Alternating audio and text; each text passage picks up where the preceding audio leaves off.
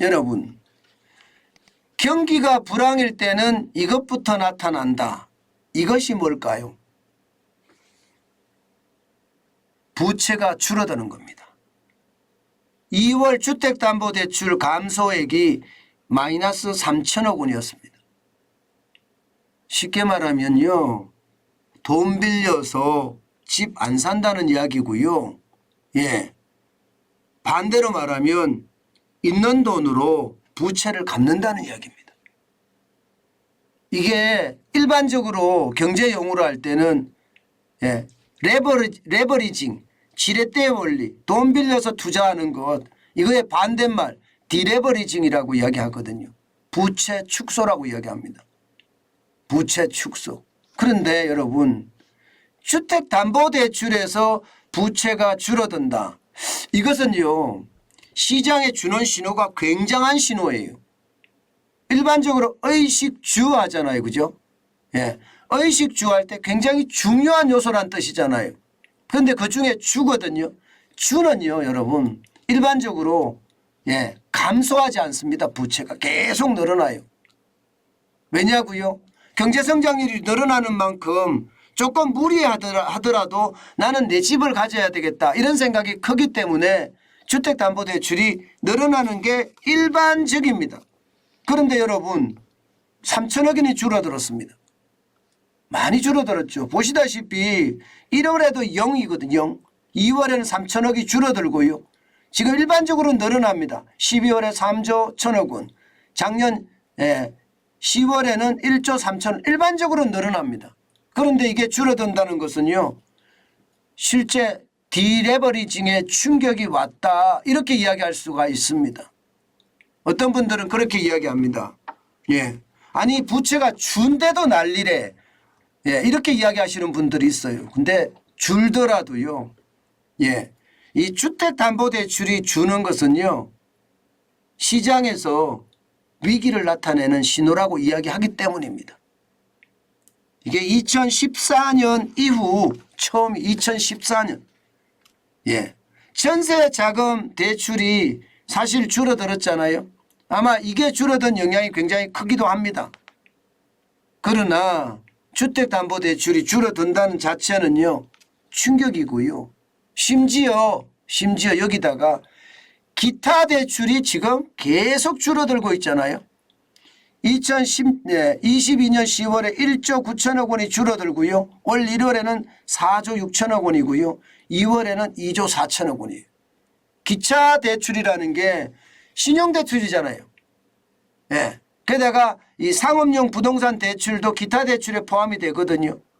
이게 줄어든다는 건 여러분, 결국 말입니다, 많은 사람들이 돈을 갚는다는 뜻이고, 돈을 갚는다는 뜻은 반대로 말하면 쓸 돈을 안 쓴다는 뜻이 됩니다. 게다가 말입니다, 줄어드는 속도가 너무 빠릅니다. 너무 빨라요. 이게 뭐든지 말입니다, 급격하게 일어나면 시장에는 굉장히 충격을 줄 수 있거든요. 지금 가계부채가 급격하게 줄어든다는 것은 시장에 그만큼 위기를 몰고 온다는 뜻이에요.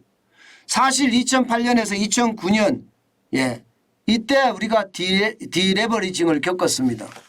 디레버리징이라는 것은 결국 말입니다, 경기 침체를 앞당길 뿐이라는 거예요.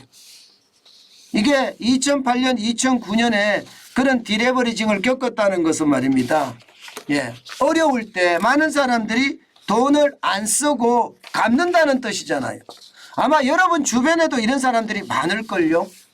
그만큼 말입니다, 디레버리징은 상황 자체가 우리 경제가 불황에 직면했다, 이렇게 이야기할 수가 있는 겁니다. 여러분, 이렇게 되면요, 진짜 어려워지는 것은요, 취약계층이에요. 이게 돈을 갚을 수 있는 능력이 있는 사람들은 그나마 다행이지만, 이게 돈을 갚을 수 있는 능력이 없는 사람들은 어떻게 될까요? 이거는 디폴트가 일어날 가능성도 크고요. 디폴트가 더 빨리 일어날 가능성이 큽니다. 디레버리징이 되잖아요. 부채가 축소되잖아요. 은행 입장에서는 야, 이게 무슨 신호야? 그러면서 내줬던 금리를 대출을 자꾸 땡기려고 하거든요. 그 과정에서 말입니다. 경기는 불황으로 이어질 수밖에 없습니다. 실제 그런 불황의 모습이 나타나고 있잖아요. 지금 소비가 11월 작년 11월입니다. 12월 올 1월 3개월 연속 마이너스입니다. 그런데 잘 들여다보면요. 2022년 1분기도 마이너스 0.5였죠.